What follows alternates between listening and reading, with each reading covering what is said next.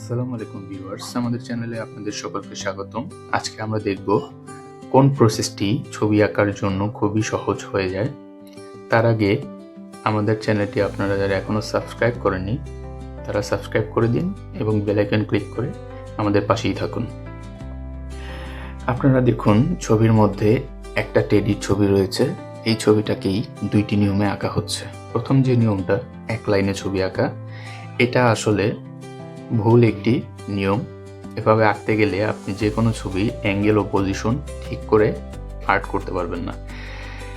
তো প্রকান্তরে সেকেন্ড যে প্রসেসটা রয়েছে লাইনিং করা, এই লাইনিং করে যদি আপনি ছবি আঁকেন হালকা করে, যে কোনো ছবির পজিশন যতক্ষণ না ঠিক হচ্ছে ততক্ষণ আপনি লাইনিং করে ঠিক করতে পারবেন এবং পরবর্তীতে যখন বুঝতে পারবেন আপনার লাইনিং সঠিক হয়েছে তখন আপনি এটি রাবার দিয়ে মুছে আউটলাইন করে দিবেন।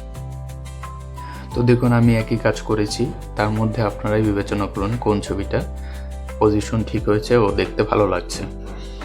অফকোর্স সেকেন্ড যে ছবিটা আঁকা হয়েছে নিচের দিকে, এই ছবিটা পজিশনটা ঠিক হয়েছে।